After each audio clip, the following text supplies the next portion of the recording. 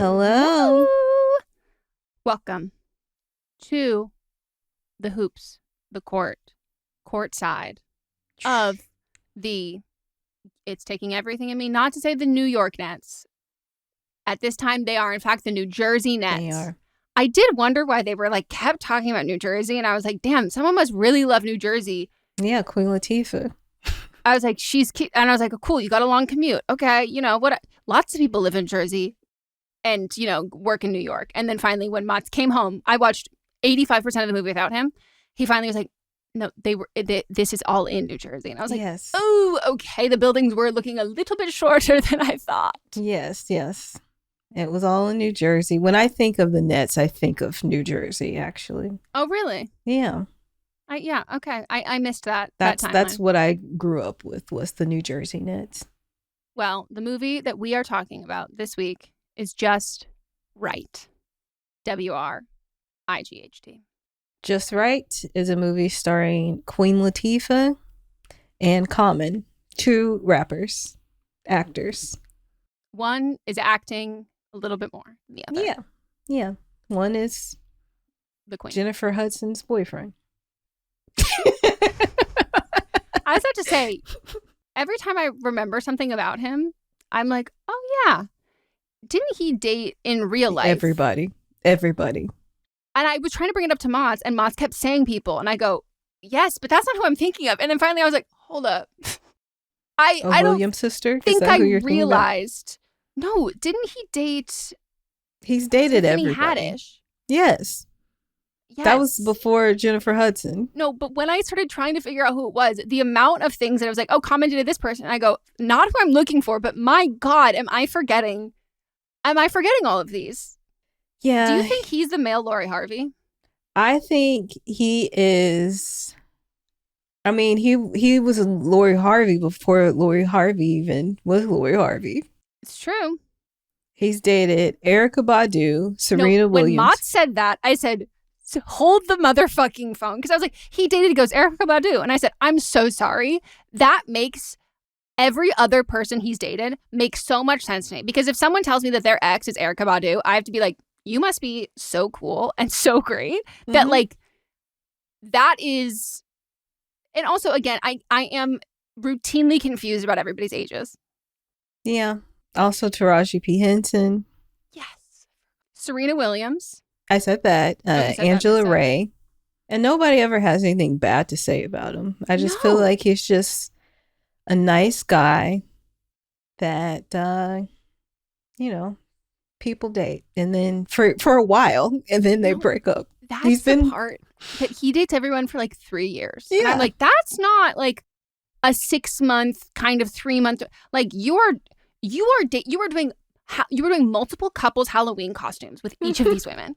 And you are with them for years. And the fact that that he just keeps getting famous, successful, gorgeous women after that, I'm starting to think that he is Queen Latifah in this movie, that they're you're great, but you're just not, it's just not for me. Yeah. Because with other serial daters who also, again, date for more than 6 months, I would say Leonardo DiCaprio. Leonardo DiCaprio is having to go for obscure models before they're famous because his reputation is this is what he does. To me, I'm not actually thinking this is what Common does. I think this is what happens to Common. Yeah.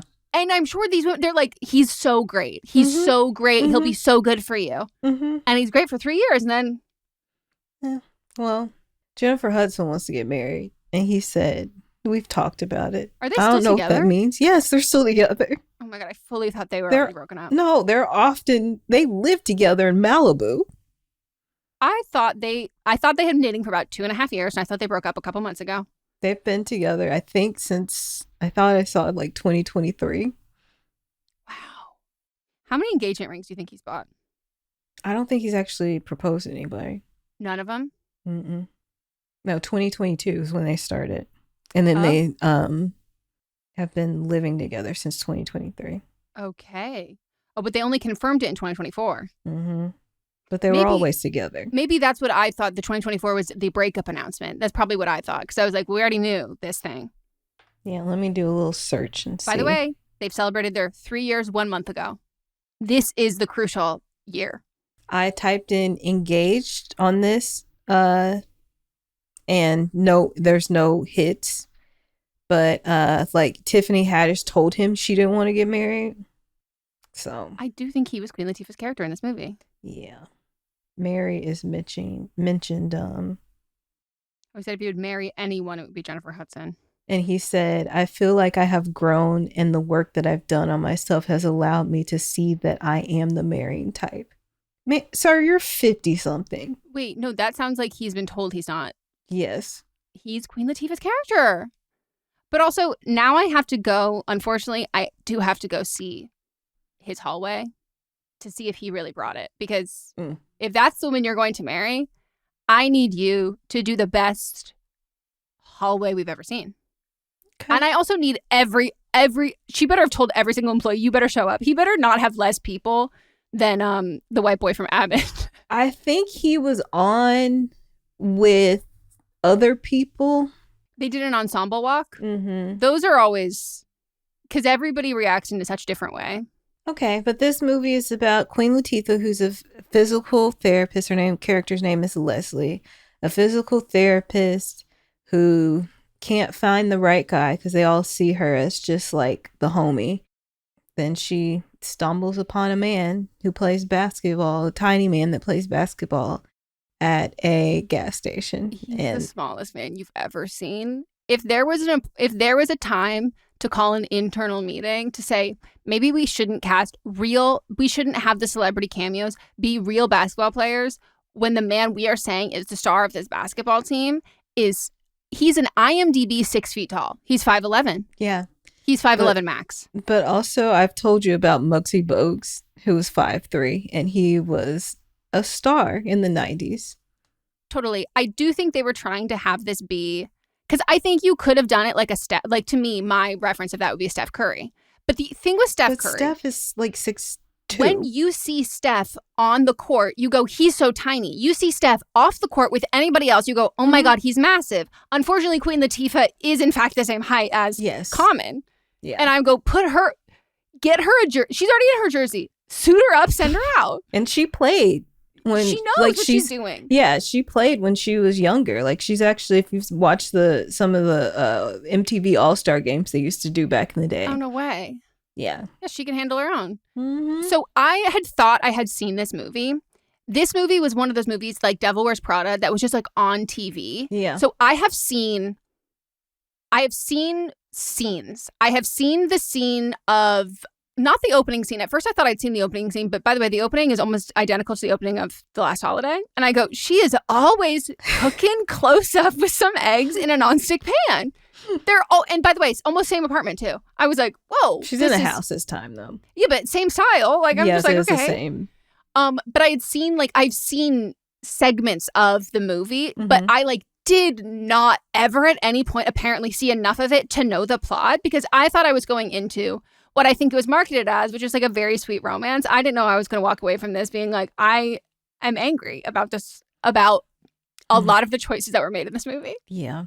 So it was written by Michael Elliott, produced by Deborah Martin Chase, who has become our most frequent producer, as Queen Latifah is our most frequent actor. Facts. Yeah, but she also produced The Preacher's Wife, Cheetah Girls. Mm-hmm. But I feel like we're going to get, because I've never seen Sisterhood of the Traveling Pants. So we're going to get that when the new Princess Diaries eventually comes out. We'll do that because she produced those. Oh, yes. Oh, she did Brandy Cinderella. Brandy Cinderella, yes. That's the other one. Which, did you catch? What? The prince from Brandy Cinderella. Did you see him? He popped up at the sushi restaurant. He did the wine, the drinks. Wow. I did think he was pretty. Yeah, he popped up and I was like, wait, I know that face. And then I looked. Also, they're going to be they're doing another Descendants movie and they're going to be in that again too. They will never stop making those movies. No. Love that for them. And it was directed by Sanaa Hamri. And it was also produced by Queen Latifah. Like, this is a movie that she helped develop. It was made for her. Which did make me wonder, does she like playing down and out women with a struggle? And does she like playing characters who can cook? Because it did just feel like immediately I wrote down, I said, oh my God, I just need her to be happy with no struggle and a lot of money. Starting it, I just need her. I need the movie to start, a movie of hers to start that way. So badly. But I wondered, I was like, maybe she likes where's the the drama? Yeah, I think it's kind of part of the come up for that. Yeah, I'm actually thinking, I don't know if there's a movie where she starts off with money. Well, I'm sure we'll get through her whole catalog eventually. We will. Yeah. It's us and that guy from The Adolescents. We're her biggest fans. Yeah. That Irish man and us. Yes. He's Jamaican too. So. He is. Yep. Yep. I found that out when I did the deep dive about why he loves Queen Latifah so much. Yes. I will say on Living Single, she owns her own magazine. And print media was okay at that point? Yeah. Okay. Because it's the 90s. For sure. If someone told me theme song is, it's a 90s kind of world. I'm glad I got my girl.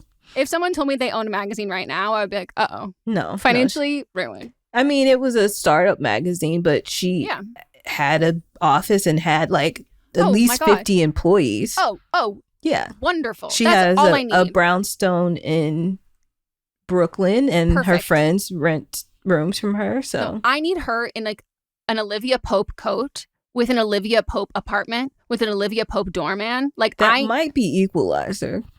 So I did actually wonder that, and I was like, maybe I should need to start watching Equalizer, which Deborah Martin Chase also produced. Okay, because I just was like, everything I've watched of her is her in the same style apartment, cooking something, and everybody's just, she's doing everything for everyone, bleeding herself dry, and it's just like searching for crumbs. And I was like, oh my God, we could give you a little bit more. Like we could give you, like I want her to have like a Nancy Meyers level home. And like, I don't know if, well, that's like TV. Because I was going to say like a present day Bridgerton level. Like I want her to have like I want ornate curtains with patterns. I want gorgeous color scheme. I want her to start like that. Yeah. Yeah. But this had a budget of $12 million, which impossible to make today, especially with the NBA being involved in it. Well, they didn't have to hire a lot of actors. Yeah, but There's they still are like at movie. the actual stadium in it, and they have also like even the managers and stuff are the actual people. No, part of me wondered if any of the not NFL, any of the NBA produced it, because I'm like, you're getting like good rookies at their like Mats is looking, he goes, this is like rookie time for some of these, and I was like, were they just trying to be like, I'm trying to impress the boss, and so I can renew my contract. Dwayne Wade and Dwight Howard were established at that point.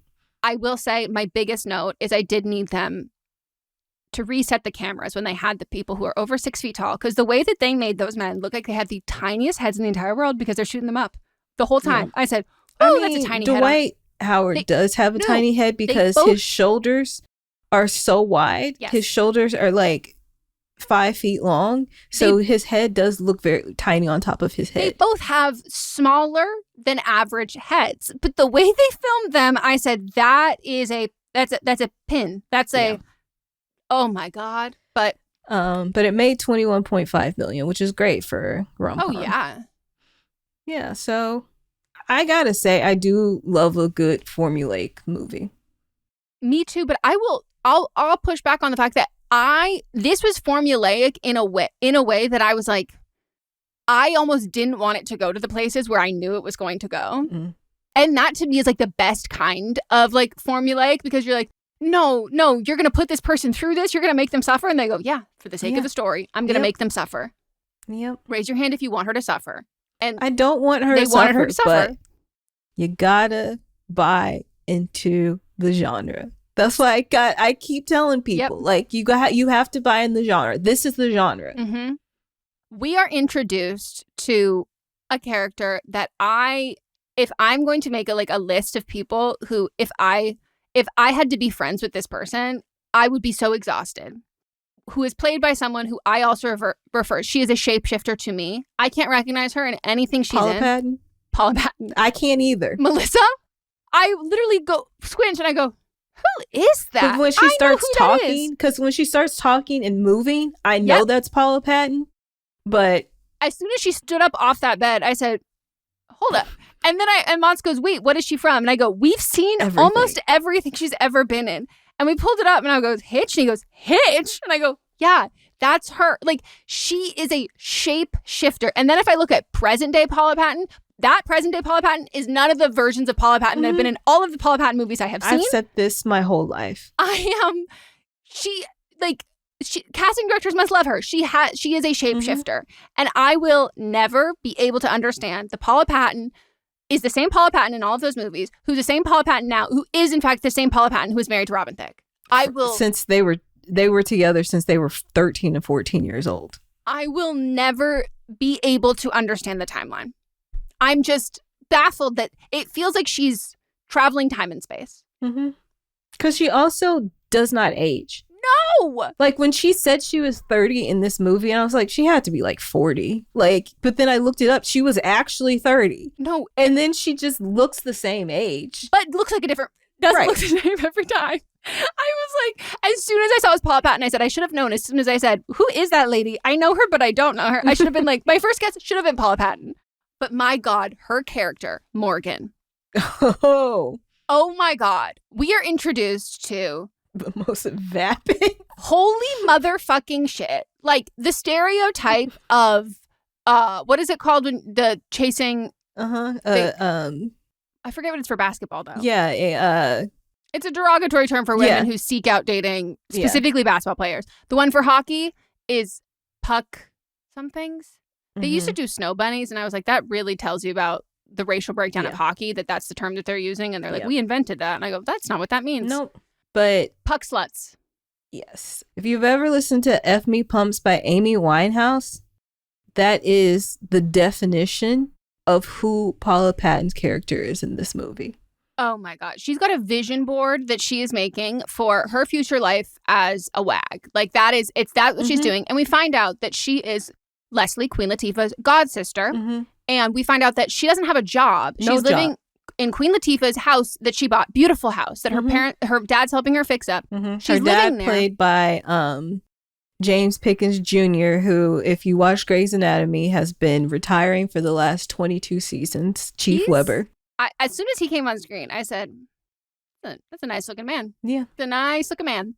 We meet, so Morgan, Leslie asks Morgan, like, when are you going to get a job? And she quite literally uses the mood board as evidence of, I don't need a job. I'm going to find a husband who plays basketball and I'm going to be fine. Yeah. And I got to say, I respect the hustle, but don't mooch off me to get there. Because, she had a BMW that has been repoed. Like, I'm sorry. And also, like, Leslie, stand up. Leslie, get the fuck up. Like, she's your god sister. She's not your baby sister. She's not, like, you're 5 years older than her. That's, at 30, to me, that is not enough that you are giving her this much leeway. But also, we learned that both her parents are dead. Well, her mom died when she was a baby, and her dad walked out of her life when she was 5. So I think they raised her. So in essence, she is her little sister. Yeah. At the same time, though, I was like, is she lying? I thought that too, because she is a liar. Yes. But they never told us she wasn't that instant. But the look on Queen Latifah's face was like. Exactly. And also, Leslie is the kind of friend who'd be like, I'm just going to let her lie on our night. Like, yeah. I was like, I don't think she's telling the truth. And I worry you're not going to bring that up to him. Yeah. So that is how we meet Morgan. So Morgan is already, I'm like, whew. Here's the thing. I want to root for women. I want to root for women who are, because I don't think that, like, men are, like, duped in this way of being like, oh no, a hot, gorgeous girl wanted me for my money. Well, you wanted her for her tits and her ass. Like, sorry. Like, it's a mutually beneficial thing. But this is at the expense of Leslie. Yeah. She wears a dress and heels to the nosebleeds at the Izod Center, which I haven't heard the name Izod decades. Yeah. She's wearing by the way, if she's broke, sell that dress. That looked like an Hervé Leger dress. And I feel like she's already been through some dude that did buy her a BMW. It didn't work out. Sense. And then that's why she has all the things that she does have. And why they're not stressing and they're like, she's going to find him. Easy. The way that she high heels and a bandage dress in nosebleeds with binoculars is objectively crazy. But even before we go to the game, we meet, because this is important to the story. Leslie has a beat up old Mustang and it's raggedy, like very raggedy. Yep. But we learn later it was her grandfather's. And she goes on a date with a guy named Mark. Very handsome man. Yeah, Laz Alonso.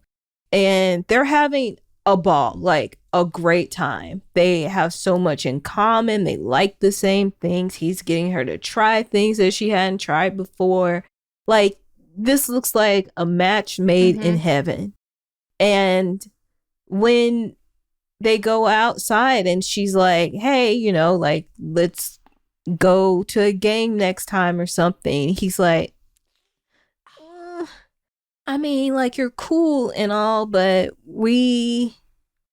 I see you more as like a homegirl. And it's like, what? The chemistry was there. That pissed me off. It pissed me off, and it also pissed me off that, like, I understand I'm supposed to suspend disbelief in like movies and television. I am like, she is beautiful. Like, that's the only thing that we're supposed to, that is implied, that is like, that's not, it's like she's not like the other girl. She doesn't look like, and I'm like, genuinely, I don't know what we're talking about. Like at least give her glasses and adult braces. Something. Like, but even like men do stop and look at her. So it's not even like she's like in this world, she's not attractive. Like, she is attractive. And it's not like she can't dress. It's not like she's like, you know, like everything is like intentionally frumpy. I go, you're presenting Queen Latifah as hot. Queen Latifah being hot. Yes. And I'm supposed to believe that these men are like, nah, huh?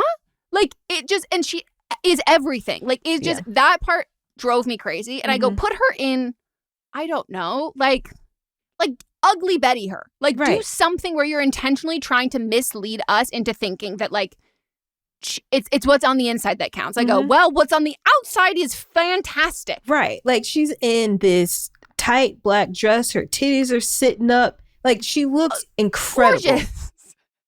And I was like so fucking annoyed by that. I was like, okay, I'm not understand. And even in like the fucking jersey they gave her, you can still see the bod. And I'm just like, this is a little bit ridiculous to me. It doesn't make sense.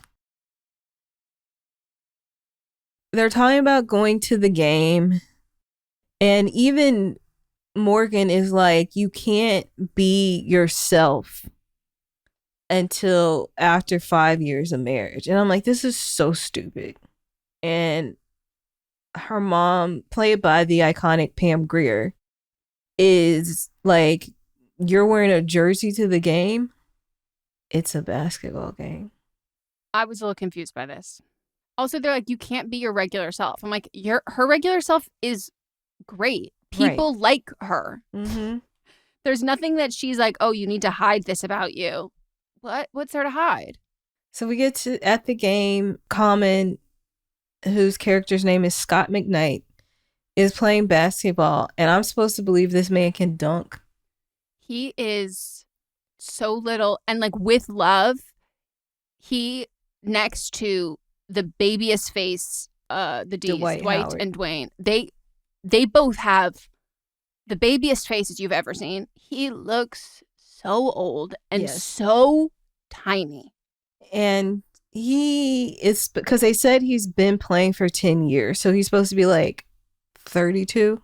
Yeah. And that doesn't make any sense to me. Like, we're suspending disbelief. That one was wild. And also, but I think that's actually around how old he was. Common just has an old face. Well, and he was with, like, and maybe I wouldn't have thought he looked old because now I know what Dwight and Dwayne look like now. So I can look back on them and be like, oh my God, they're so little. But like, maybe back then it would have just been like, that's the only version of them, you know? Because Common looks the same now as he did in the movie. Saying. Like, he just has an old face. And I'm not, like, he's a handsome man. Totally. His face has just looked like that my whole life. Yeah, Margot Robbie, same thing. Margot Robbie's had the same face since she was like 17, 18. Gorgeous face, same face. His agent says that they started a bidding war for him. But Common's 5'9", 40-year-old man. I think he's supposed to be like the Michael Jordan, because this is after Michael Jordan, Kobe time. This would be Kobe. And LeBron had just entered the league. Like the next year, if this was filmed the next year, he would have been on the Heat, so we would have seen him with Dwayne Wade. Yeah. It is, I will say as most of the eras are, this was a tall era of basketball. Mm-hmm. And he is not quite literally measuring up. They didn't even give him an apple box, nor did they make the agent shorter. His agent is the same height as him. And I go... His agent was, if you are like me and watched the first season of Lois and Clark, The New Adventures of Superman, he played Jimmy in the first season and then they fired him. Ouch. Also, we do find out that is, in fact, his only client, which is a financially deeply irresponsible decision because you're his best friend. You also don't have to be his agent. You could just be like his assistant and make money. But if he is a Michael Jordan type, then it would make sense that they would only have one. Oh, okay. So then your implication is that he works for an agency. Yeah. Okay, because mine was that you've been freelancing, repping me since high school, and you've never gone to a bigger agency. You couldn't at this time. You couldn't even rep anybody till they got to NBA. Okay. Couldn't even rep them in college. Oh, yeah. You're right. Okay. So if he is what we're to believe in this world is that he is the biggest basketball player. Not literally. Definitely not literally. Yeah. He is the smallest basketball player you've ever seen. He's also the same height or shorter than the people who are interviewing him with press. He's lost in the crowd. He is so small. Oh, so Morgan is like looking at the other girlfriends across, or the actual girlfriends across, and they're dressed very similar to her, and that is where she wants to be. And there's a bag that we see, and we'll see it later that she eventually gets that bag. And one of the girls is like, hey, we've got a hookup potentially to Scott McKnight's party that's coming up. And Morgan was like, okay, I'm down. And then she ditches Leslie to go with them. Yep, to go to Warwick. Classic. Except, little does she know, Leslie has to go get gas for that Mustang. Absolute. I don't even know how it's still running. It's a hoopty. And she goes to get gas, and who pulls up at the same gas station in his post-game outfit, which is a 3-piece suit? Mm-hmm. He did an interview. He showered an interview. During that time, I was about to say, Mott says it was a different era. It was and I was different like, era. I like just can't imagine. Because like you see now, they'll do the entrance looks before the game. And like lots of guys will wear suits. The exit looks are not in the suits whatsoever. During that time, they would get fined if they were not wearing suits because they were trying to change what the NBA was broke. The way that they talk about now how the WNBA, like the NBA turned around during the 80s with like Magic and Bird. Like that is what started to draw money into the NBA. And then the 90s was like, now we've got money. And so this is the 2010. It's 2010. So like they were supposed to act professionally and be in suits. But he's also driving his own car. But he's rich enough that he is confused where to put the gas in the car. He just got the car. And so this is Leslie's moment to help him out. And she goes to his car. And that moment I went, do they have gas station attendants here? Is this going to be one of those mix-ups where he thinks that she's working there? They are in New Jersey. I wondered that because I knew there was one on the East Coast. They should have had attendants. But in that interaction, she's charming as she is. She's funny. She's sweet. And this to me is like fanfic come to real life. It's like Harry Styles seeing you reading a book at a concert being like, I got to talk to that girl. Let me invite her to my party. And he goes, let me invite her to my party. Yep. I go, this random lady, by the way, a fan. He invited a fan to his birthday party. She's wearing the jersey still. let me invite a fan into my home so they have my address. Like, safety is just really not, we're not thinking this through. Like, to be a man. It's because they connected on, she knew where the hole was for his car, and they connected on Joni Mitchell. The way that was like the litmus test of being like, she's not an axe murderer. Let me tell her where I live. Yeah. And he's attracted to her, but we're supposed to believe that, like, he's like, I can't, like, outwardly think that. Yeah.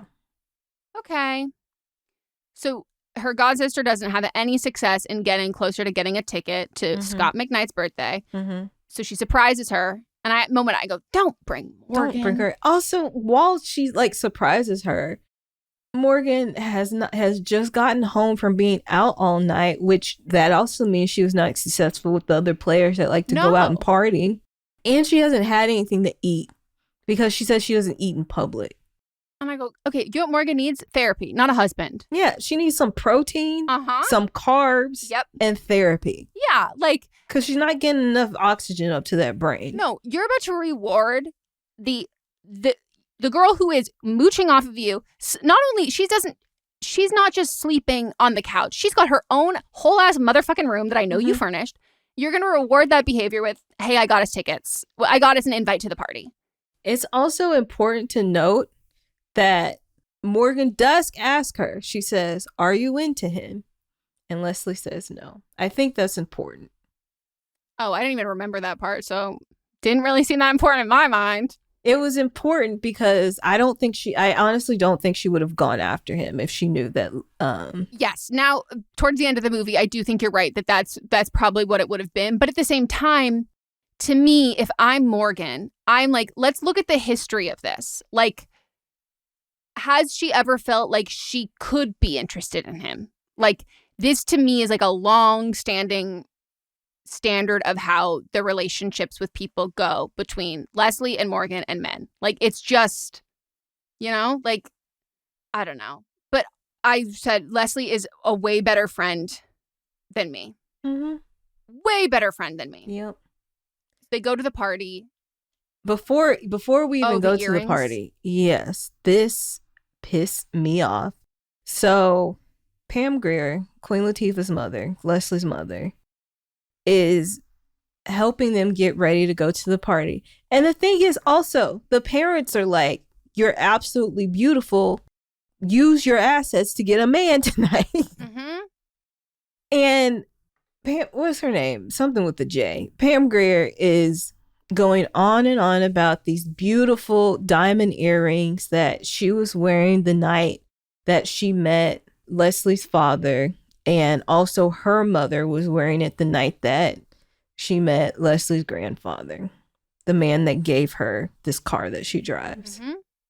And she's holding it up and you can just see the light in Leslie's eyes. She's like, my mother, who doesn't think I'm feminine enough, is about to give me these beautiful, dainty earrings that have such family history.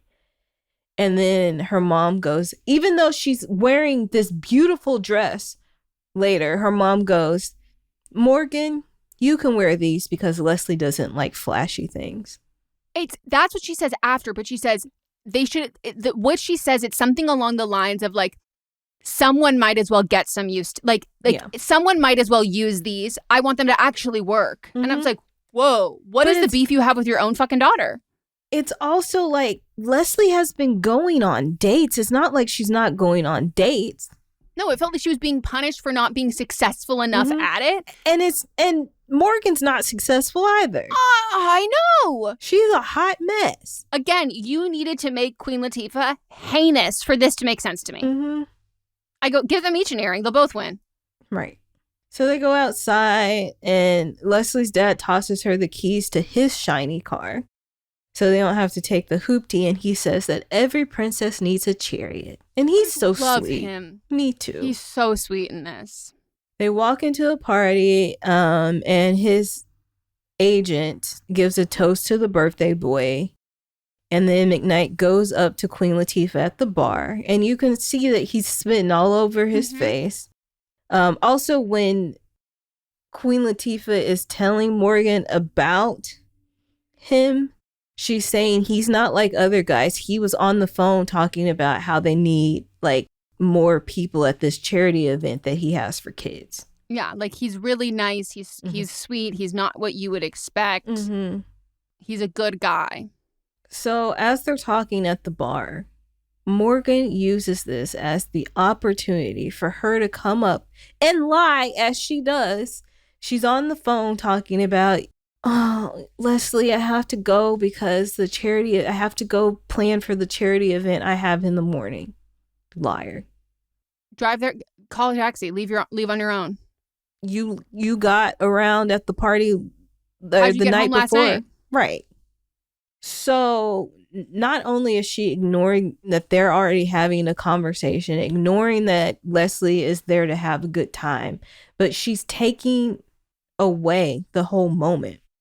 And it seems like they also just got there. Like, it's very, very quick. And so she's the one who got the invite. You're not going to clue her in to like, hey, this is what I'm going to do at this point, whatever. Like, no. You've created this idea and this concept. And like, she's just a supporting character in the means to an end for you. And like, I wrote down, I was like, Morgan, like, I knew exactly what Morgan was going to do. And it is like so clearly obvious. But at the same time, Morgan's going to get it because she's doing it. She's playing it in a way that will get her the outcome she wants.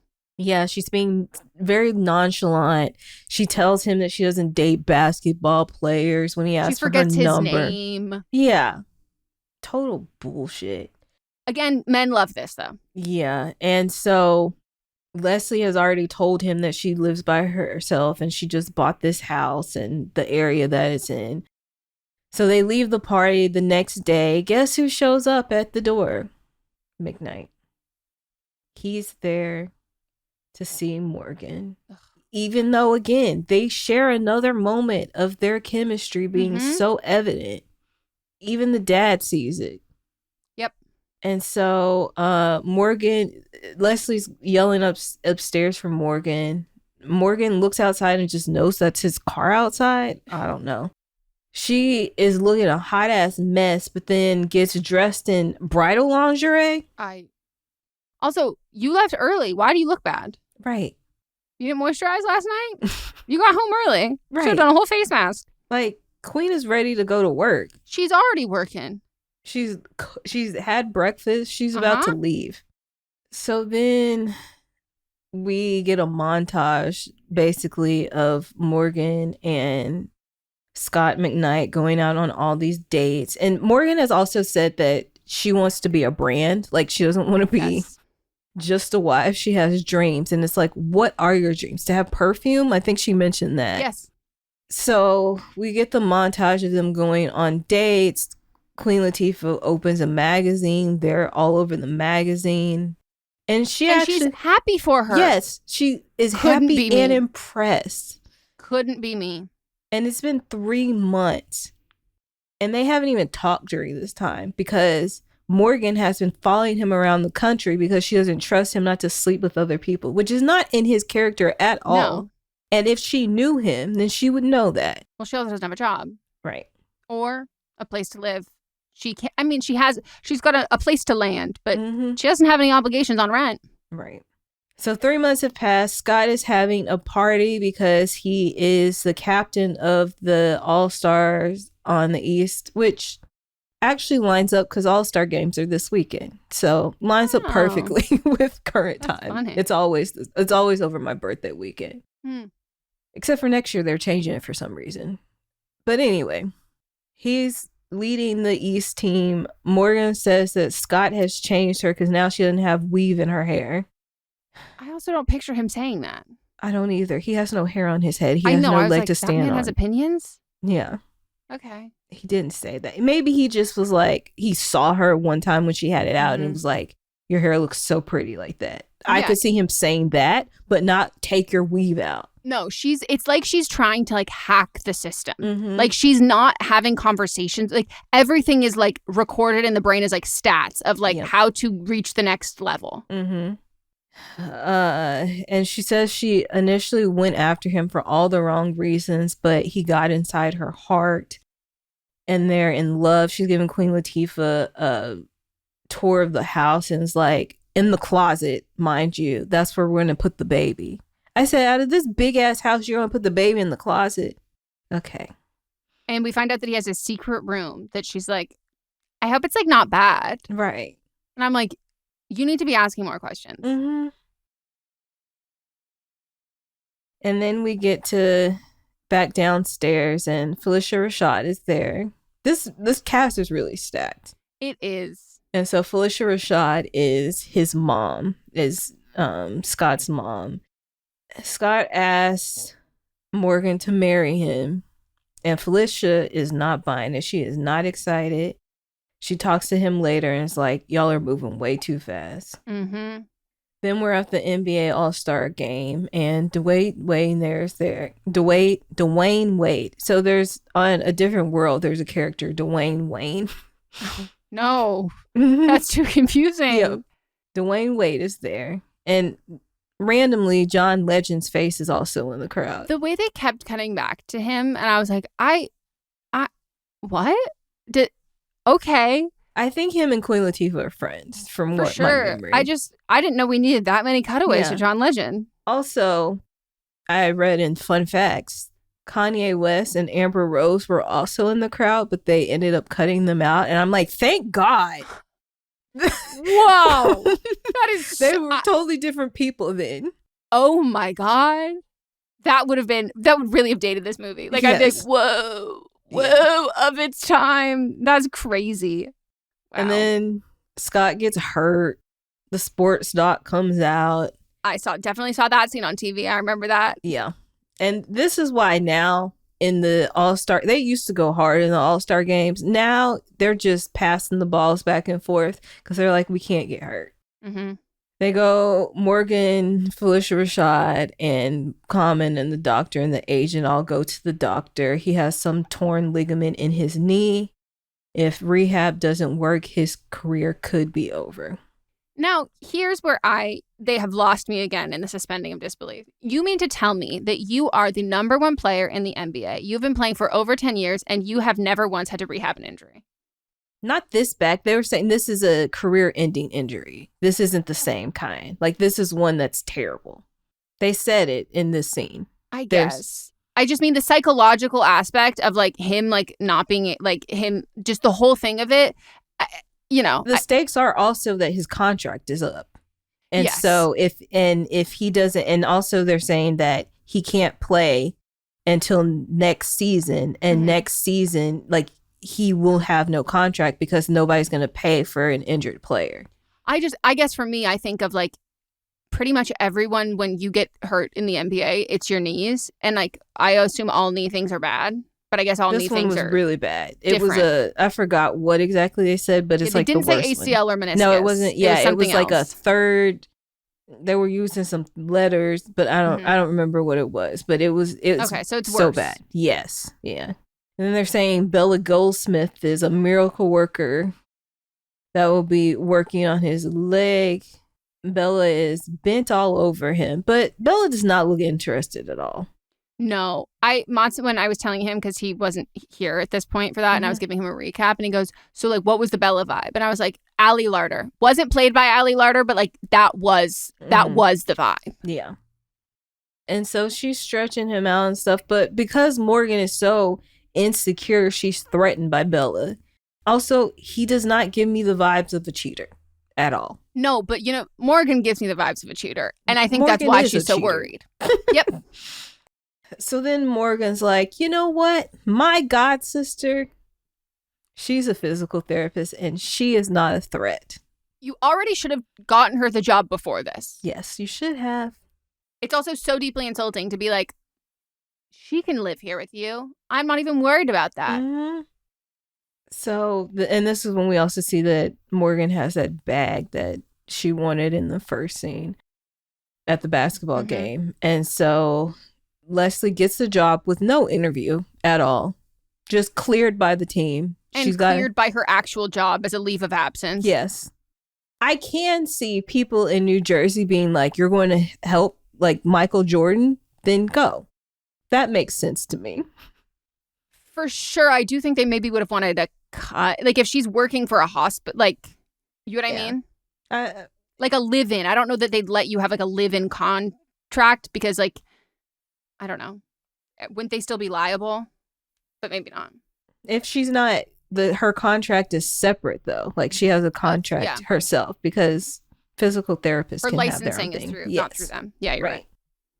So then she comes over. He's upstairs playing video games, has his leg bent. She puts his leg up. His mom comes in and says that the office keeps calling, wanting to know about the game where he broke all these records. And he's like, Mom, you got this, you know. She doesn't know. But you know who does know? Leslie. Leslie knows every single little detail. And Miss Felicia Rashad is like, oh, you should come be on the next call. And she's very impressed by her. She's also like, do you play Bid Whiz? What the fuck is that? Very black game. Is it it's a card game. Okay. I wondered if it was a product placement. No. It's a card game. Okay. And Queen Latifah's like, hell yeah. Well, she didn't say hell yeah. She said, yeah, I ran the neighborhood. Her mom verbally says, I like her a lot. So then the next scene, we're at the physical therapy office. Queen's working on the leg. She then goes out to eat with her friend Paul, and he gives her books. I don't know what this scene was about. So when he first came to her place, he noticed that she had all these books, and he was like, oh, so many books. And she was like, oh, I like, you know, I obviously got my certification to be a physical therapist a while ago, but like I like to be up to date with like all of like the new stuff. So it seemed like it was more so like she was trying to be up to date with like every single thing. To me though, I was like, I wondered if there was an alternate version of this where it was like looking into like alternative remedies and stuff, because that would make more sense to be like, or like going overseas for different like treatments. But I don't think legally, because I do think the NBA was involved in this a little bit more than the HO. I don't think that they wanted to say that. It felt like there was a scene missing though, because who is Paul? Melissa, when they introduced that, I go, we have never seen this man ever. They introduce as friends, and part of the whole thing with like Paula Patton, it's like, oh, she doesn't remember his name. I go, I don't know his name either. Right. She's like, Patrick.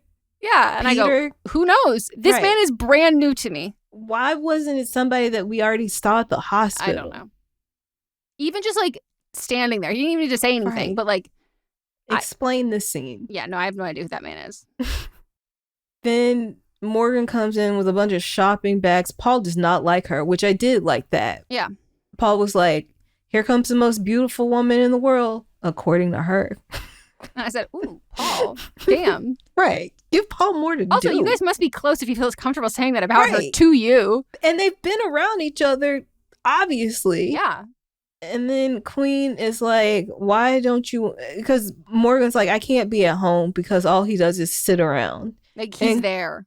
Queen is like, that's your man. You don't want to spend time with him? I will never understand, like, this being, like, a blanket statement that people feel. Like, there are times where I'm like, you're driving me crazy. Like, I need some personal space. Or I'm like, you're working in a way that I'm like, I can't get work done because, you know, you're like, we have a small house. Like, you're loud or whatever. But, like, the idea that, like, you're like, God, I just need him to, like, leave. Unless I, like, I'm trying to, like, surprise him with, like, something that I, like, don't want him to be around. Like, he's, like, besides that, this idea that is like, ugh, I hate when my husband's around. And I'm like, okay, I feel like maybe he shouldn't be your husband then. I hate this whole trope of people not liking who they're with. But also, that house is huge.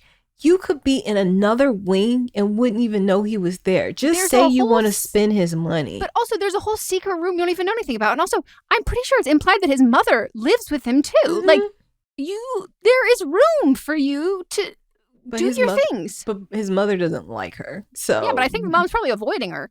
Yeah, his mom probably was like, get this bitch out of here. There's so many words. Then they're at physical therapy again. No, they're back at the house.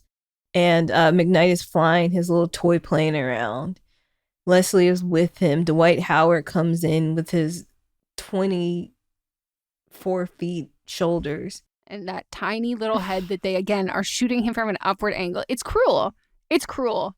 Yeah, but he's sweet. He's like, I'm just coming to check in on you, but also I'm going to give you the heads up that there's a rumor saying that the Nets won't re-sign you.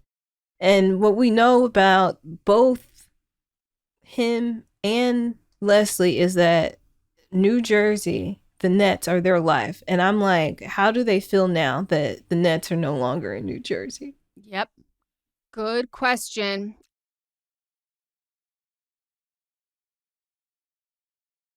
I have to say, the acting from the men in this movie, minus her father, is tough when it's only men in the scene. Because Queen Latifah makes everybody look a lot better. And like Paula Patton, when she's in scenes with Queen Latifah, you go, oh my God, you're acting your ass off.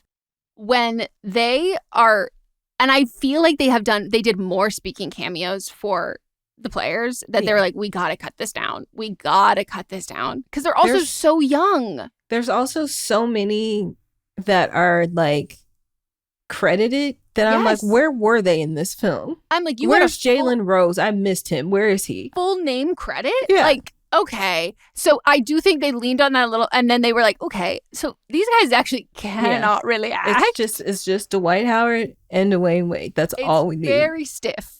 But they're so young. So then they're at the PTO place again.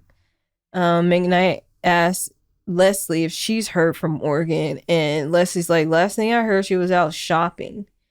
And then on TV, ESPN's Mike and Mike in the morning are discussing if McKnight is still a top player. They're also playing themselves in this.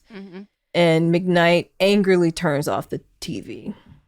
Sometime later, he wakes up with Morgan's wedding ring next to him while he's sleeping. And a note. His mom is pissed. Comes upstairs, shows the note to Leslie, and is basically like, you leaving too? And you knew about this? And Leslie was like, I didn't know anything about this. If I was Leslie, I'd be like, might I remind you, motherfuckers, I live here. I am here all the time. I can also tell you where she is because she doesn't have a home. She's probably at my fucking house. And Felicia Rashad was like, I knew I didn't like that girl. We're back at the home because Leslie has a home. Morgan does not have a home. Morgan is getting ready to go on a date with somebody else. Leslie is understandably pissed off. And Morgan is being selfish, saying that she was just starting to like him. So here we go. You said you were in love with that man. And he changed you. Yeah, you agreed to marry him. You were talking about babies. But you were just starting to like him. Yep. This is when, like, I already really didn't like her. But when it got to that part, I was like, you were just a stone cold bitch. Yep. Then Morgan says that she wants to be somebody and she can't be somebody next to a has-been. That is so hurtful. That's so fucked up. And like, he's still rich and he's successful, and like he'll still let you do your little hobbies that whatever you want to be somebody. Like, even during this time, it's been months. Why haven't you started your perfume line at this point? Again, you could have already give it to had Bill Belichick's girlfriend. She very quickly started her projects. Yeah, she could have used a sprinkle. Desperately. Back at Scott's, Leslie apologizes on Morgan's behalf, which I'm like, stop, Leslie. The girl is awful. Yep. He asked if it's part of if comforting him is part of Leslie's job, and that she needs to stick to that. Which he's hurt, so I can give him. It's okay right now. But she makes him some food, but he's to eat and he's depressed and days have gone by. He gets the Bella from Twilight depression montage of like time passing. He's in bed the whole time. Everybody's like stink. I know knocking, being like, honey, I have it. No, he's never getting out of there. Thank God it's a big room. Thank God there's some breathability with that odor. He's got a bathroom in there. I am hoping he's They even show like the air conditioner hitting him. Yep. At one point I go, are they trying to make it look like he's dead? Like immobile. And then for some reason, Leslie is reviewing the scans on a huge ass projector. That felt deeply invasive. And also, like, I know it's his knee, but, like, I don't know. As someone who's, like, gotten x-rays, like, depending on how much of his body they did, like, you could see his penis there. And, like, you just made that look huge. Like, that's just crazy. Because, like, when I look at my chest x-rays, my titties are there. Your mind went there. Yes, because I remember looking at my x-ray and immediately gasping and going, oh my God, those are my boobs. Like, why are my boobs on this x-ray? And, like, when they're looking at his whole leg and I go, you cropped the dick out, but you just enlarged that penis and projected it onto the wall. Okay. So they're looking at his knee. His penis is not all the way down there unless he has a giant ass penis. His penis is not all the way down there. It can't be that big because he's got to be playing basketball. He's got to be wearing shorts. He's got to be wearing those shorts. Third leg. Yeah, and then he's tucking that in. That's really going to hurt his jump shot. And he's already small. He can't lose any of that. He's dunking. He's got to have the smallest. Be weighing him down. So then his mom is going to talk to him again, and she's like, Dwayne has called you so many times. Again, sweet. Very, very sweet. Mm-hmm. It's been days. His room's a mess. Leslie dumps ice on him, the fakest ice you've ever seen, and says he needs to come with her. He reluctantly agrees. He tells her that she needs to get a new car, which, I mean, he is probably paying her a ton of money, but then, there's a reason why she keeps her car. She says it just needs a little work. This would have been the perfect time for her to say her dad's line that he had been saying every time the knob fell off. He kept saying the same thing. I forgot what it was, but it would have been the perfect time to say that line. It just needs a little tweaking. Yeah, that's it. They go to a neighborhood basketball court and watch the kids play. And since she is a fan/stalker, this is where he used to play, and she knows that because she's a fan. The entire moral of this movie is, like, if you are, the more you can do for a man, the better. Like, the way that, like, the mom was like, oh, look, you know everything about my son, therefore you're great. Also, you're a physical therapist. 2 birds, 1 stone. Like, the way that I'm like, are we ever going to talk about Leslie's hopes and dreams? A mental therapist too. Yeah, no, like, are we going to ever be like, what about Leslie? And Leslie keeps saying, what about Leslie? And then finally it was like, well, you're great for me. The thing is, Leslie is always happy with the status quo. Yeah. It's not her that thinks big. It's actually him that puts it into her mind that she should be doing more. So in the court, the kids come over and they're all excited, and that motivates him because she's also his mental therapist. Some of those children are in fact taller than him. They are, very much so. Just put it out there. She also reminds him that, like, there's so many kids that are very good at basketball, but most of them will not make it to the NBA. And I like this part. I did too. He's living his dream, and he needs to be thankful for that. And he's like, you already made it. Like, you already made it. And, like, these kids are so good. Them making to the NBA doesn't make them, like, any less great. Like, they are amazing. Like, it's luck, and, like, some people get it, some people don't. Most of them don't. You did it. Like, you already did it. Like, that is such a huge accomplishment. She also promises him that she can get him back for the playoffs, which before they were saying by the end of the season. Then we get this whole workout montage. They love a montage in this movie. They do love a montage. He thinks that she's good enough to work in the NBA. So this is when he's showing her that, like, you can be doing more. She's shocked, which I'm like, girl, what? Yeah. But she is the head at the hospital. She is the head of the department. She says she could see herself working out with a bunch of hot, sweaty guys, and he is jealous. Which, by the way, inappropriate in the workplace. They talk about the Mustang. She says she's keeping the car because she likes the dent in the car because she calls it a dimple because her grandfather also had a dimple on the left side of his cheek. Which was really sweet. It was. There's a lot of little details in this movie that I really like. I agree. They didn't also talk about high school and how she was very popular, which Yeah, he was like, I wasn't cool. And she goes, I was very cool. Everybody loved me. It was very popular. Loved me. And the girls, there were some girls that hated me because all the dudes loved me. Essentially, I was accused of being a pick-me. But she wasn't a pick-me. Morgan's a true fucking pick-me. And he was a nerd. He wore Coke bottle glasses.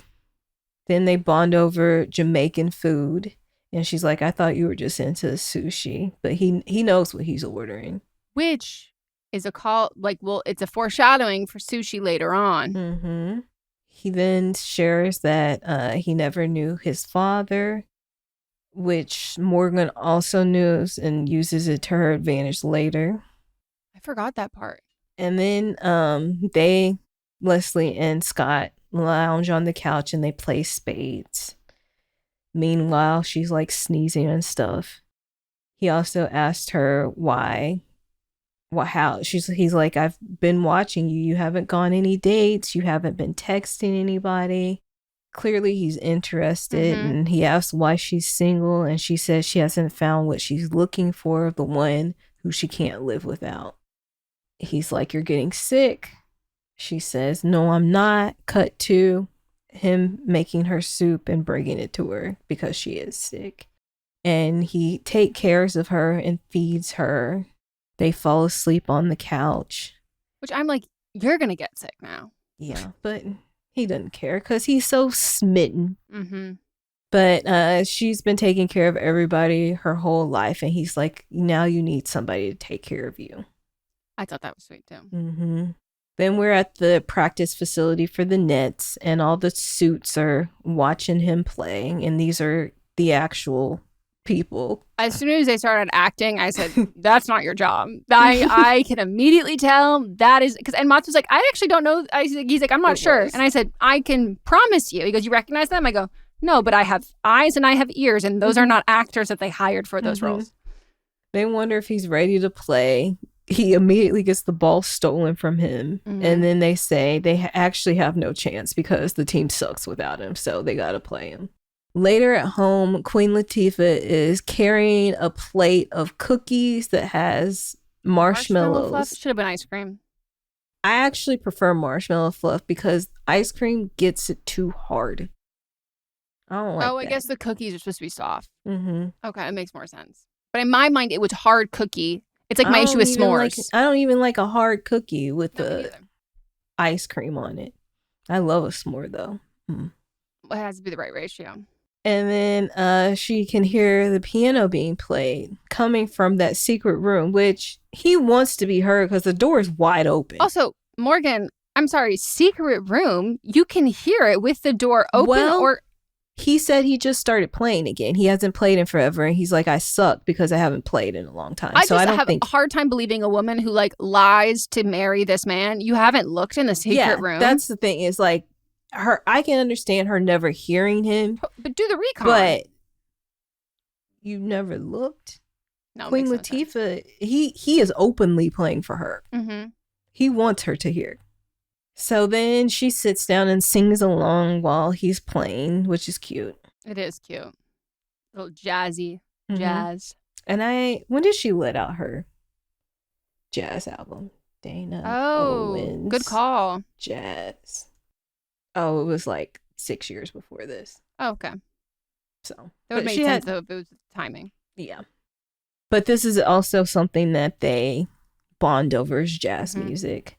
Which I then think maybe it shouldn't have been a Joni Mitchell CD.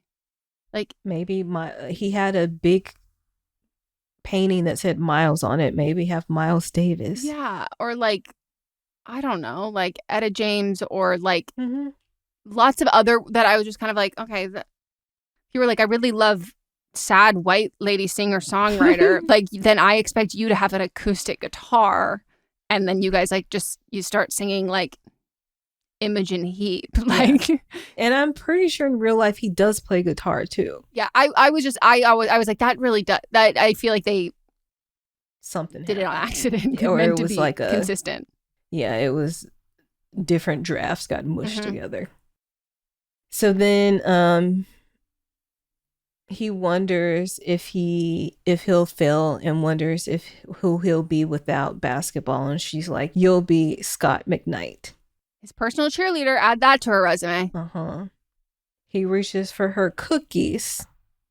Symbolic. Because her cookies are sitting up. And then he also disputes it for too long. And I go, you're the one talking about the cookie. You're like, let me point out the cookie, but I don't want the cookie. I don't want the cookie. I don't want. Doth protest too much. You want the cookie. He wanted them cookies. He wanted the fucking cookie. She tells him that he needs to get some rest, but she does let him have a cookie. And they're at the game playing the Heat. Dwayne Wade was like, I called you 5 times. Dwayne is dunking all over him. Because he's little. Twice the height of him. He's just jumping. He's standing over him. He just takes a step over his body. Then Scott's legs is messed up. Leslie gives him a pep talk again. She comes out of the stands. Nobody stops him but her. Great fucking question. But I guess people would know that she is his physical therapist. But security probably doesn't. No. Maybe she has because she is sitting with his mom. Maybe we didn't see a wristband, but maybe she did. Where's the lanyard? Yeah, something. Because when we went to the Sparks game, we were walking all along there. It does. But we had a wristband. Yeah, it does really feel like they tried to make it look like, I don't know. If I was in the NBA, I'd be like, safety. Why are you making this look like this is so easy to know where we live and to have access to us? It's a little scary. He's massaging his leg, and Leslie, it's like, you won't fail. The game is very close, but then he shoots and hits a 3, which I can see him being a dominant 3-point shooter, just not dunking all the time. Because he's very much in shape. He's built. He's proportionally built. His body itself does look like a basketball player's. Like, you can tell, even the way he's handling the ball, you can tell he has played basketball. Yes, he's coordinated. He's athletic, without a doubt. But also, basketball players are not proportional. He's a proportional looking athlete. Basketball players look stretched out. Like, that's just... And also, unless you gave him a shorter team, it just doesn't make sense. Yeah. And nobody on his team were like actual players. They could have. No, that's what I was like. I'm sorry. You couldn't have just hired some shorter extras? Okay. But there was a draw. There's a draw to having the actual athletes. Then we see Stuart Scott, which made me sad because he died of cancer. He was a famous sports reporter. He goes over and congratulates him on his phenomenal game. They hug. Then McKnight goes over and hugs his mom and hugs Leslie a little too long. Yep. And then Mom's seeing it. Mom's seeing it, and as it would happen, he finds out that the Nets, right? Finds out that the Nets are keeping him on for next season. Was that then next? I think so. That's what I have. I think so. Because that is the key component, that he has officially signed the contract for the next season.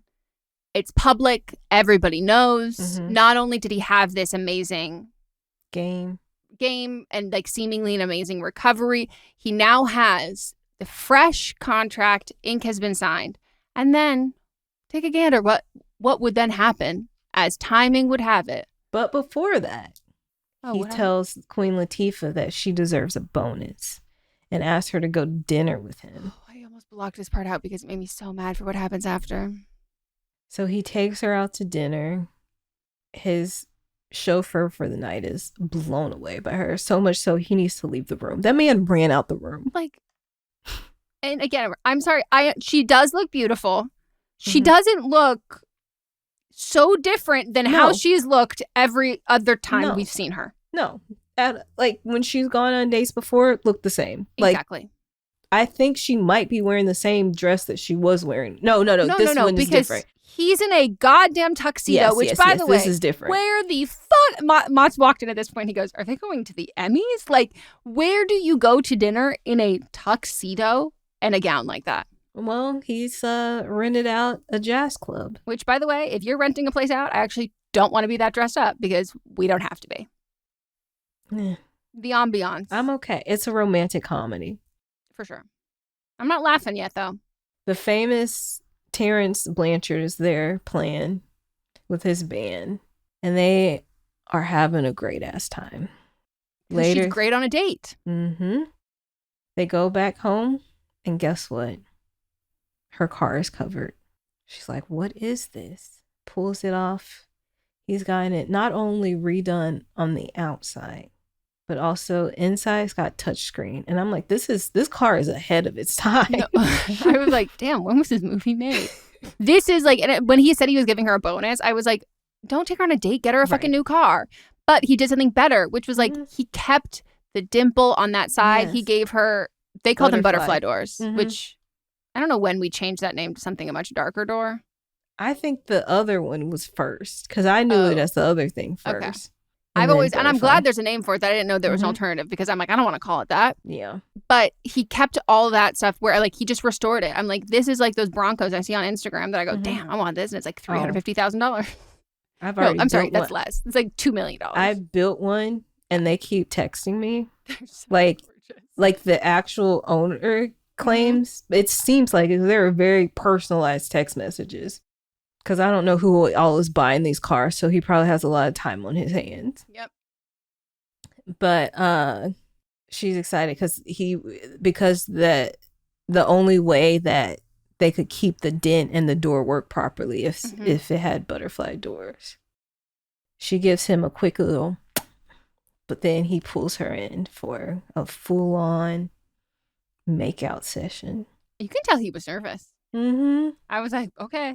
Like, Common was nervous, and therefore Scott McKnight was nervous. He's probably in real life had a crush on her forever. Yes. Which, again, is why it's very hard to suspend disbelief that everybody's like, her? What? She's such a wallflower. I didn't even notice her. And then they make sweet, sweet love. Which does feel a wee bit out of character for her. That I go, first night? You're going to... Okay. And in this moment, I go, great. Stick it to Morgan. Morgan's a fucking bitch. She never deserved all of this, like, free shit that you were giving her, and she treated him poorly. Like, yeah. Yes. Fuck her ex. I love that. Death to that friendship. The next day, she wakes up in bed. There's food there. She's all in post-coital bliss. Don't you think he would know that it's a little triggering to use the same stationery that the note that he got divorced, broken up with? That I was like, I would have thought you would have gotten new stationery by now. He's been therapized. Yeah. Also, like maybe like for him, I would think like notes are triggering, like a to-do list on a Post-it note. He go, oh, so sorry, it's too triggering. Yeah. You're gonna do that to her? Okay, but it's sweet. After she's done eating, the doorbell rings. Guess who's there? Exactly who you think. Morgan. She wants to talk to Scott. She also throws in there that she misses Leslie. Unfazed by clearly the post-coital glow that she has, but she mentions it, but is like never once even assuming that they had gotten together, which I find insulting. So then he comes back home. Morgan apologizes. Leslie walks off. She then says that her mom died when she was 3 and her dad left. And I was like, you're just using what he already used before. And again, Queen Latifah's face did make it seem like maybe that wasn't entirely true. Right. And she was like, but she did know this part was a lie. She was like, I was just afraid that you would leave me before you would leave me. So I had to leave first. Lies. Morgan begs for him and says she loves him, which also is a lie because she already told Leslie, I was just now falling for him. Yeah. He tells Morgan to leave and he needs time to think. And this is where I was wanting to punch him in his motherfucking face. Men are so predictable. And I was also like, I feel like this is a moment where it was supposed to be a sweet moment, as in he's torn between 2 women, and it shows that he actually did love Morgan and it wasn't superficial. But it did not play that way, because also, like, I don't care if it's superficial, because, like, you're either being honest about it being superficial or you're not. And like, there's going to be a superficial aspect to this. But the whole thing was that, like, the only reason it's supposed to be that he's this great guy, and the only reason why like he was into Morgan is because Morgan essentially had gotten like a cheat sheet from Leslie, who had been like, oh, charity thing, all that stuff. And like what really should have happened is that like he realized that all the things he loved about Morgan's quote unquote personality were like Leslie, that she was she was pretending to kind of be that person. And then when he spent more time with Leslie, been like, oh, that's who Morgan was trying to be. Also, I was like, you've spent all that time with Morgan now that you know she's not volunteering with people. That was a lie. And like, I just think that like this idea that they were trying to be like, we want to make sure we don't show him to be like a shitty guy. And I go, but you did. That's exactly what you did, is you made it be like he slept with this girl who he has spent this time with. And now the vapid hot girl who is only wanted him for his money, he's still, which he clearly knows, he's like, I still gotta, let me see this through. I was so mad. So he goes to Leslie's room and she's packing. He asks where she's going, like she's supposed to wait for him. And he says, well, 3 months ago, that was the woman I was planning to spend the rest of my life with. But he tells Leslie that she's special. And Leslie's like, bitch, that's not enough for me. I've heard that before. So she leaves. She's at home, angrily painting a wall. Her dad asks if she wants to talk about it. She doesn't. Then she's back at the hospital talking to her co-workers. She said that that working with McKnight taught her that she wanted to be a trainer in the NBA. And I'm like, where have these people? They had to be cut from scenes because they were interesting. I would have liked to see I liked the her. girl. She was funny. Yeah, I would have liked to see Leslie have other friends throughout this movie.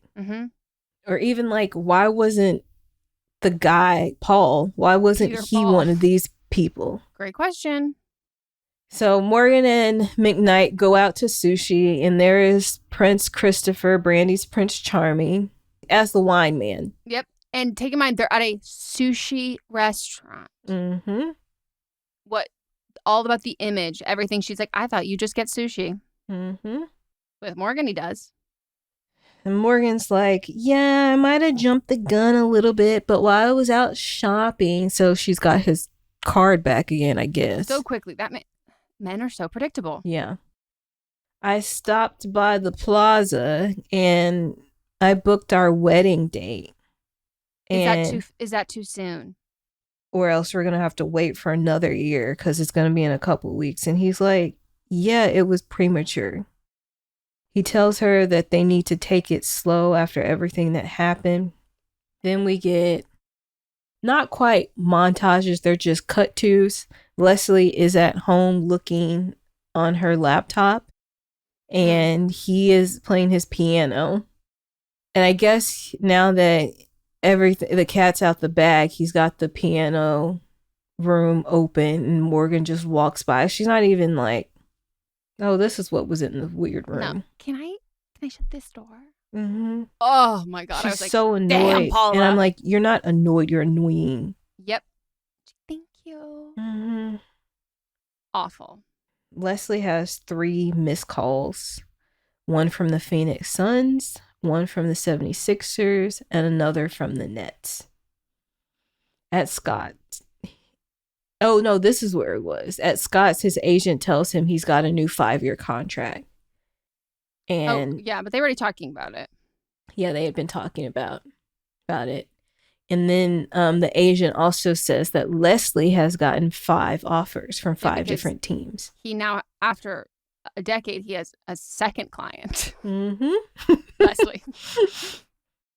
And and Leslie told the Leslie told the Nets that, which it should be noted that the Nets offered her an assistant position. The 76ers and the Suns offered her the head position. Yep. So logically makes a little bit more fucking sense. Yep. But also we know that the Nets run through her blood. She bleeds. She bleeds for him. Her mom also goes like, hey, Leslie, you've got all these job offers, because Leslie is like going to go interview in Philadelphia for the Sixers. Her mom's like, the team that you love offered you a job that's here, where your family is, where your house is. What are you running from? And then her mom's like, did you fall in love with that man? No shit. Like Dad knew this from day one. Truly. I'm like, Mom, get with the goddamn fucking program. Mm-hmm. Then Scott is on Scott Stewart's show. Scott McKnight credits Leslie for him returning to the game. She made the worst 3 months of his life feel like the best 3 months of his life. And we have Morgan sitting in Video Village watching the monitors of this. And first she looks a little bit confused.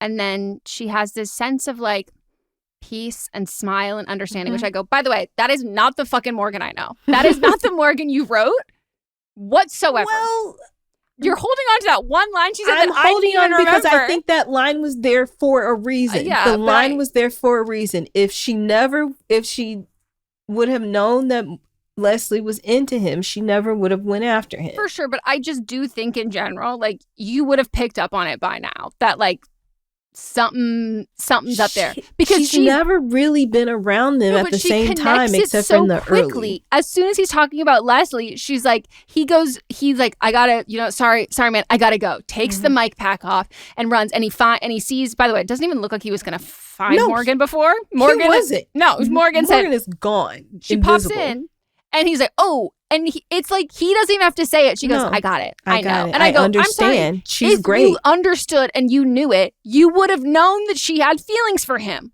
because you're like, she's essentially like, go get our girl. And is like, she's in Philly. Like, go to her. Like, yes, that's where she's the one that tells this, like, you need to go to Philadelphia. I'm sorry. Morgan is the one saying, like, I was like, first of all this tells me is you've known the whole time that Leslie's into him, because you're not even worried of being like, she said she's not into you. Yeah, you already know that.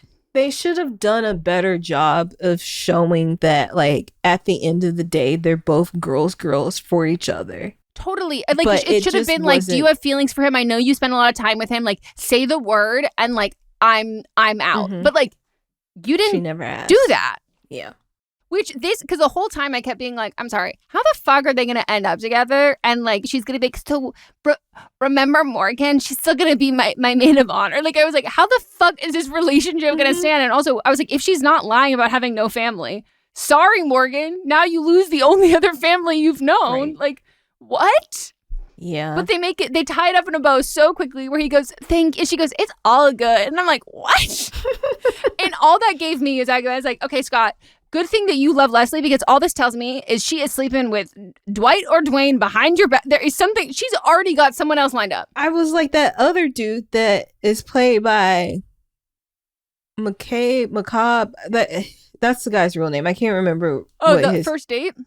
No. That was like he's actually Scott's teammate that was like, you want me to be your best man. That guy. Yes. Like, there should have been some moments maybe of them. He had a wife.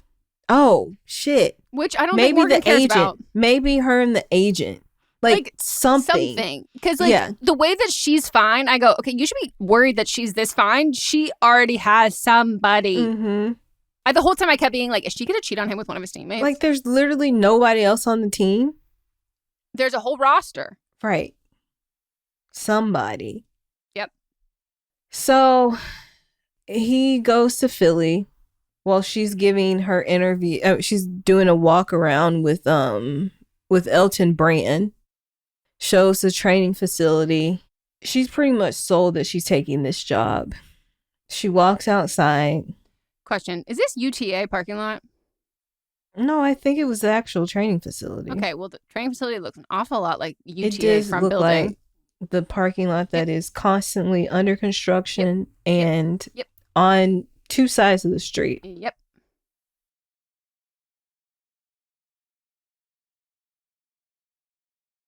So they go outside. She goes outside and he's waiting there. I remember this scene crystal clear from television. They never cut this scene up. No commercial break. Him leaning on that fucking car. And I was like, oh, I know this. I know this well. I didn't really realize all the trials and tribulations it would take to get here, but I do know this scene. So he goes out, spilling his heart to her. She tells him that she won't be the plan B, and he says he's not leaving the grounds without her. Which I have to say, she said everything right. She gave the totally empowered speech. And it was like, perfect. And I go, by the way, you didn't agree on anything here. Like there was no actual resolution here.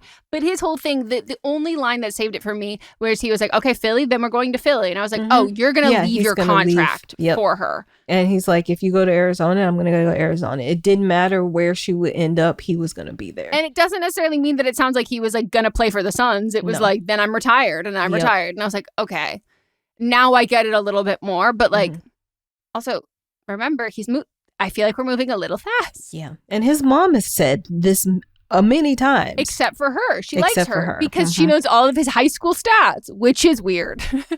But she can also play cards. Sure, we never got to see that, though. Oh, so then she picks up the phone, even though she's already turned down the job. And then he has the audacity to say, you're really going to make a phone call while I'm talking to you like this? I'm sorry. You don't have grounds to stand on. If she wants to call you a little bitch, she can. Right now, you are so far deep in the doghouse that for the next decade of your marriage, you are working your way out of that. Like, do not tell this woman, like, whoa, that's disrespectful. I was like, no.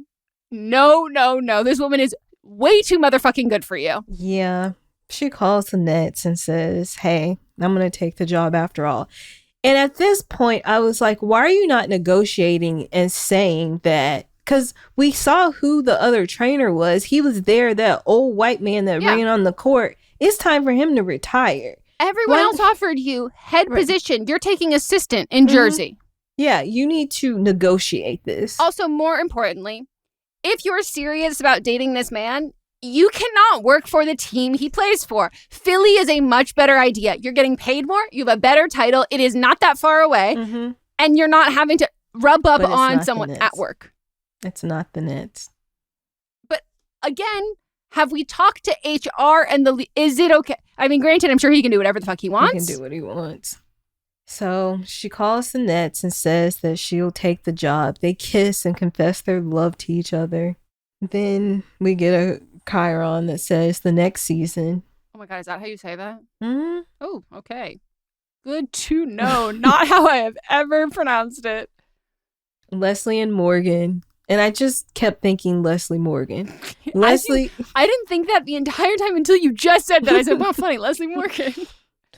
Leslie. Oh, speaking of that, Megan Thee Stallion and Harry Potter. Yes. Is from his new show. Mata asked me, he goes, have you heard about Leslie Morgan's new show? And I said, no. And then he shows me this or whatever. And then I was like, wait, I think that's where that's from. And he was like, what? And I was like, wow, we both know about this, but from totally different entrance points. Yep. The next season, Leslie and Morgan are sitting with the basketball wives. It does seem they're not close enough for my liking. Morgan has on a dress. Leslie's in her jersey. Leslie is trash talking the other team as she does. Now Morgan's okay with it a little bit, but she's like, you can do that? I'm so sorry. We didn't clock my favorite trash talking from the beginning of this, which she says, she picks up a pretend phone. She said, Obama's on the phone, says we need to spend more money on defense. I laughed out loud. I said, good one, writers. Look, you did laugh. That made me cackle. I know. And then I got really sad because they kept making her go through so much struggle. So Morgan, what was it? Oh, Leslie trash talks the other team, says her husband can wash the team. So now we know they're married. The way that this is not believable in the sense that, like, if she is married now to Scott, Morgan is already married, divorced with 3 kids minimum. And she's like looking for a husband. I go, no way. No motherfucking way. Maybe throughout all this, she's been working on herself. She's a Scientologist now. Like, there's just like, At that point, I think when she tried to get back with Scott, she could have even been pregnant from somebody else. Like, she works fast. Mm-hmm. She also knew she was running out of time. Yep. So she puts on her little work jacket, the trainer jacket. Morgan thanks her for inviting her to the game. So in this moment, I'm like, have y'all not talked in a whole year? No, like, are you a nun? Like, what happened? Were you not the best lady at the wedding? No, and seemingly Morgan is not in her bandage dress anymore. She's in like a nice top and like jeans or something. And I go, okay, so you know your place. So are you single? Do we move on to another sport? Like, what is this? Who is this? Who is this new Morgan? Right. Yeah. Like, I would have liked a line about her working on herself or something. Yeah. Or being like, well, back at the convent. Yeah. And really, that's the end of the movie. No, again, Mats only came in for the last part, and he did say he needed me to talk about it is the most insane soundtrack he's ever heard. He was like, what the fuck are these songs? He's like, this is a movie about the NBA, seemingly supposed to be, like he was talking about, you were saying, like it's supposed to be like right before its prime or like on the come up of that. And he goes, and they're playing like seemingly has-been emo songs for this like moment in and he goes, what is this music? And then one song by Common and Queen Latifah. Yeah. Mats was like, I think the soundtrack is 99% white. Like, did they know what movie they were making a soundtrack for? And he goes, because also, like, the idea that, like, especially when it's, like, the moment of, like, high pressure moment in the game, and they go, and it's supposed to be, usually in those moments, it's supposed to be symbolic of, like, this is this person's, if they're right before they're about to score, it's, like, their pump up song. Like, it's like you're in their head, you're hearing that. And it was like, I don't know, like Fall Out Boy. I was like, there's just no way Scott McKnight, who loves Joni Mitchell and jazz, the song that he needs to like get him over the hump is like a band that I've never heard of who had like a one hit emo song from like 2009. I was like, what? Well, Cree Summers is in a few of these songs. And Cree Summers. I just looked up. And I remember at this time she did have a punk band, so I think this is her band. Okay. So it is a black band. Well, I guess also of the time period, it sounded so of like the Fall Out Boy, My Chemical, like that whole era. It's a lot of the music is Van Hunt. And Van Hunt is Halle Berry's fiance, that very beautiful man. So it is black music. It's just not pop. It was made for. Yeah. It was smaller music. But I was like, I was waiting for there to be like one song that I was like, yes, I recognize. I was like, no, this is feeling disjointed. Yeah. So it is black. It's just not. They also the one that killed me, we had subtitles on because I was eating and I needed to be able to hear it too.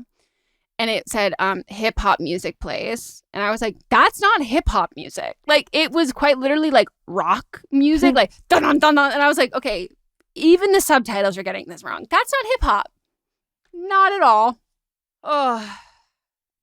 But at the end of the day, he basically says, you know, she was like, oh, you didn't win something. And he goes, yeah, but I'm the only one on the Nets who gets you. So I've already won. Yeah.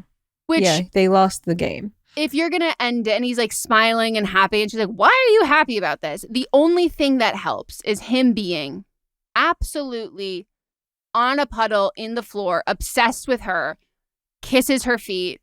Like that is the only way that you can make me even somewhat be okay that they ended up together. Because also it goes back to him asking, who would I be without basketball? And at this point, he doesn't care. Now it's like, this is how I get to hang out with my wife all day and make money. In that like 30-second 1 year later clip, he becomes the ultimate wife guy in a very believable way that it almost makes it all worth it. But like the fact that Morgan is just like in the stands And like, also Morgan doesn't come to court with them. So I was like, okay, she's exiting. So Yeah.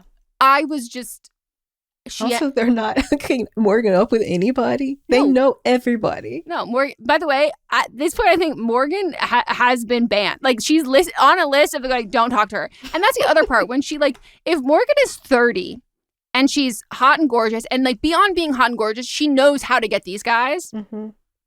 He should have already known her name. She should have already been like, ooh, can't talk to that guy. I already dated. Unless you moved here from, Kansas, like. It's a fresh pool. It does seem like she had been gone for a little bit and came back. Yeah, I feel like without a doubt, I think she was on a boat. Yeah. I think she was on a boat for a couple years. Mm-hmm. And she probably is like, I can't go back to, I don't know, Dubai. Like somewhere, like in a place that it's like, okay, that's not a problem for Leslie. Leslie's like, we're not frequenting this. Some country or whatever, that she was with a prince or something like that. But it is, it's like Leslie gets everything and none for Morgan. Yeah. And I was satisfied with that ending. I would have loved it. I will be real. I really needed I needed her to hit Morgan just once. I needed her to slap Morgan. This was Leslie's a movie. She's way too good of a person. A movie about being a girl's girl. Even though you both have fucked the same man, and finding your true love, the person also, you can't live without. Please tell me that they didn't move back into that place. His place, where Morgan's given the tour about the closet for the baby.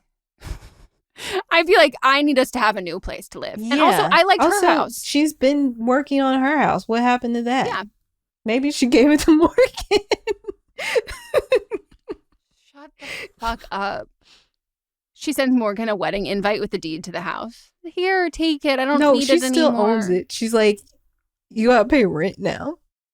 See, these are things that, we would have added. A little bit pettier in the writing room. Like, you just needed someone who's like, here's the thing. If you want her to look the other way and forgive Morgan, for sure. She's not doing that without a little forced journey. She's forcing Morgan to eat some shit. Go get a job. Get therapy. I will give you a place to stay until you figure those things out, and then you have to start paying me rent. Yeah. Yeah. And, you might be wondering why none of these guys on this team are interested in you. We have, in fact, told them something about you that makes you absolutely undesirable. And so she has to, like, marry a school teacher and, like, figure out what it's like. Yeah. I also needed Queen Latifah to, like, launch, like, a skincare brand. I just think of her existing now, like working, like trying to be like on social media. Oh my God. By the way, she would have killed it in this timeline. Yeah, she would have. She'd be on reality TV. She'd be in 4 different reality. She'd be on The Traitors. She was ahead of her time. Because at the end of the day, she knew what she wanted. She went after it. She was honest about what she wanted. Yeah. She knew how to do it. Honest to the men, but honest to everybody else, honest to herself. You don't have to be honest with the men. And she studied and achieved what she wanted. And the thing is, if it wasn't Leslie, she wouldn't have let him get away. No. She would have flung that, and it would have been an obligation. Mm-hmm. It would have been like, there's no way I can't. Mm-hmm. Also, like, she'd also like have lied and pretended she got pregnant. Like, yep. That went through my head. Yep.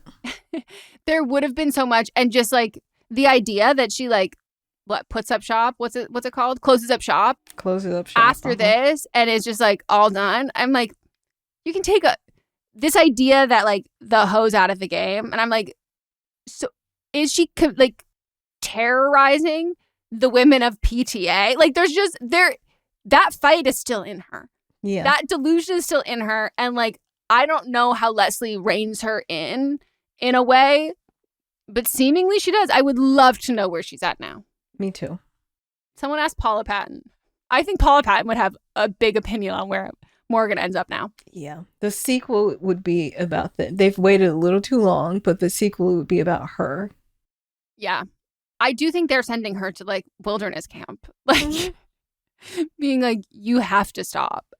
Or maybe oh no, I know exactly what it is, Melissa. Overseas basketball. Yeah. Yeah.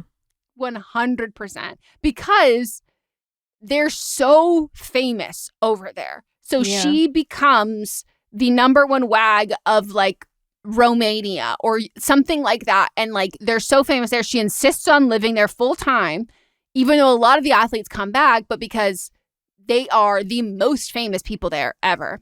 And then she does Big Brother. But I'm like, why wouldn't you just move on to baseball? No, the way that I'm like, you, by the way, girl, unless you have run through the other sports pre us meeting you in this film, there are a lot of other professional sports. There's hockey there too. But like, you've been in, her problem was she didn't capitalize on her success in the moment because she was in magazines. Why weren't you doing your own interviews? Why weren't you meeting with these places? Why weren't you saying, let me wear X, Y, and Z to promote? Like, you should have had that all secured before you left him. Yeah, you had a credit card and a dream, and then eventually you just had a credit card. What happened to the dream? Right. What happened to the dream, Morgan? Or at least put on some scrubs, become a physical therapist, like do something. You were worried about that physical therapist getting too close. What were you doing before? Yeah, she was worried about the wrong physical therapist. What was she doing before? I have so many questions. And also, it doesn't seem like the best part is like Leslie's detachment from like the concept of like Morgan being gone for a week. Also, her being gone with Scott for like 3 months at a time. And Leslie's like, there's Morgan again. I guess that's what she does. Yeah. I guess that's what she's been at her house. Her parents have seen her. Probably hanging out with Leslie's mom. Her mom's giving her bad advice. And no offense to Leslie's dad, but I wouldn't be taking on like how to become a wag from a woman who's not a wag. Right. The parents just kind of disappeared there. I would have liked more of them. All right. What do you rate this? I rate this 3 middle schoolers stacked in a trench coat shooting free throws. I rate this, doesn't matter the fucking timeline, Queen Latifah is always going to be hot. Yeah. At least try. At least motherfucking try. Even the money, what was that one called? Hot money heist? No. Quick money, fast money. Nope, that's my other movie I liked. Fast Money? Money Ball? That's a different movie. Damn, a lot of movies that have that in. Mad Money. They watched Fast Money on the TV. Okay. Mad Money. They even tried in that movie, but like they were still talking about how hot she was. Yes.